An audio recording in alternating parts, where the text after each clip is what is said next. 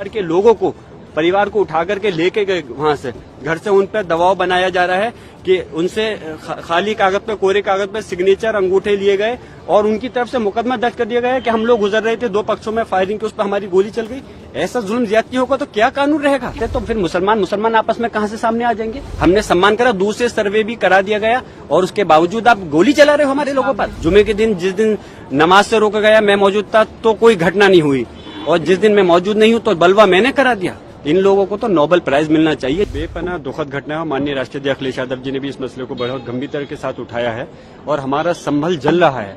संभल के अंदर जो पुलिस प्रशासन का पूरी तरह से इस घटना को अंजाम देने में इसमें हाथ है और पूरी अपनी लापरवाही और नाकामी को छुपाने के लिए लगातार अपने बयान को बदल रहे हैं। आपने देखा होगा, पहले बयान उन्होंने दिया कि पुलिस और प्रशासन, पुलिस की तरफ से कोई गोली नहीं चली, और उसके बाद में जब वीडियो वायरल हुई तो बैकफुट पे नजर आ रहे हैं। फिर उसके बाद उसको दूसरा रुख दे रहे हैं, कह रहे हैं कि दो गुटों के बीच में ये संघर्ष हुआ। अफसोस की बात है, कहां चली गई इनकी बुद्धि कि किस प्रकार से कि दो गुटों का ये कहां से मसला आ गया।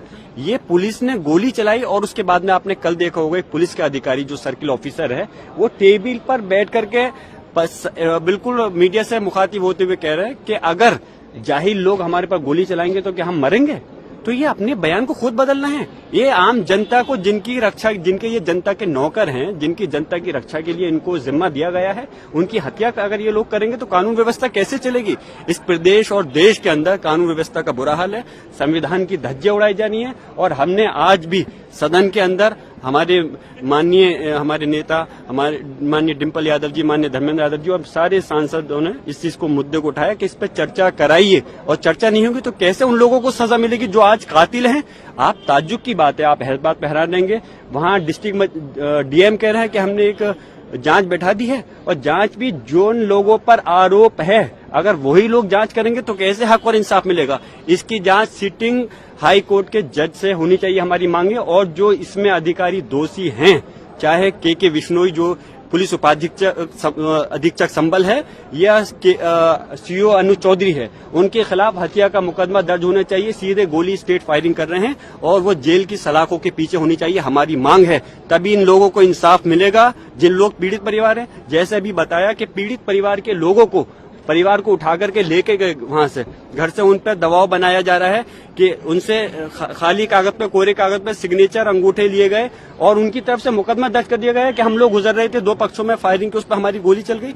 ऐसा जुल्म ज्यादती होगा तो क्या कानून रहेगा? आप लोग चौथा स्तंभ है, मेरी मांग है, आप लोग सच्चाई दिखाइए। अपोजिशन पार्टीज भी आप लोगों के साथ हैं? बिल्कुल, पूरी हमारी सपा के साथ में, समाजवादी पार्टी के साथ इस संभल की घटना पर पूरे इंडिया गठबंधन साथ है और सब चाहते हैं इस पर चर्चा होनी चाहिए और उन दोषी अधिकारियों के खिलाफ सख्त एक्शन होते हुए कार्रवाई होनी चाहिए। आपके खिलाफ फुटेज भी दिखाया है जिसमें ये दिखाया जा रहा है कि कैसे दो गुटों के, एक गुट के लोग हैं जिन्होंने मुंह पे कपड़ा बांधा हुआ है, देसी पिस्टल मिली है और कैसे वो इंसाइट कर रहे हैं क्राउड को। आपको इस सीसीटीवी फुटेज मैं एक बात कहना चाहूंगा, इस प्रश्न के लिए आप ही लोग मुझसे अच्छा जवाब देते तो चौथा स्तंभ होने के नाते मुझे और खुशी होती।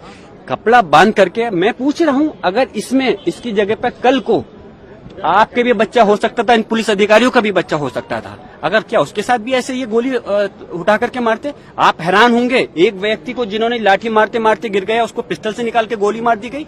ये कोई दूसरी देश के नागरिक इस देश के दुश्मन थोड़ी हैं। इस हिंदुस्तान के सिटीजन है, नागरिक हैं, उनके साथ में ऐसा जुल्म, ज्यादती, अत्याचार। और मैं एक बात और बताता चलूं, ये कोई हिंदू मुस्लिम का झगड़ा नहीं है, कोई संभल के अंदर कोई हिंदू सामने नहीं है। अरे हिंदू तो छोड़, दूर की बात है, तो फिर मुसलमान आपस में कहां से सामने आ जाएंगे? ये तो तंत्र को सामने ला करके चंद शरारती तत्व थे, जो 8 लोग थे जिन्होंने दायर की है। बाकी पुलिस और प्रशासन इस घटना का जिम्मेदार है। एक अगर सर्वे कंप्लीट हो गया था, दूसरी सर्वे कराने का डीएम को कहां से आदेश दे सकता है? कोर्ट आदेश देते, हमने सम्मान करा, दूसरे सर्वे भी करा दिया गया और उसके बावजूद आप गोली चला रहे हो हमारे लोगों पर। आपके खिलाफ FIR है, आप पर आरोप लगाए जा रहे हैं। जिसकी क्या कहें, जिसकी लाठी उसकी बहस, जो चाहे कर लें, आज सरकार उनके हाथ में है। जिससे आप अंदाजा लगा सकते हैं कि किस प्रकार, जब जो व्यक्ति, यानी कि मैं अगर उस समय घटना पे मौजूद नहीं था, बेंगलोर हूँ, आउट ऑफ स्टेशन हूँ, तो उसके बावजूद जिस दिन ये सर्वे हुआ उस दिन घटना नहीं हुई, मैं मौजूद था। जुमे के दिन, जिस दिन नमाज से रोका गया, मैं मौजूद था तो कोई घटना नहीं हुई, और जिस दिन मैं मौजूद नहीं हूँ तो बलवा मैंने करा दिया। इन लोगों को तो नोबेल प्राइज मिलना चाहिए जिस प्रकार से ये काम कर रहे हैं। और शर्म, पूरा देश शर्मसार है और देश नहीं पूरे दुनिया के सामने देश की जो छवि खराब हो रही है। मैं मांग करता हूं कि प्रधानमंत्री महोदय को आगे आना चाहिए और इसमें जाकर के हालात को देखें। मणिपुर नहीं बनाए संबल को, मणिपुर के अंदर तो उन्होंने जाने की जहमत नहीं करी, लेकिन संबल का जो सूरत हाल हो रही है बहुत अफसोस की बात है।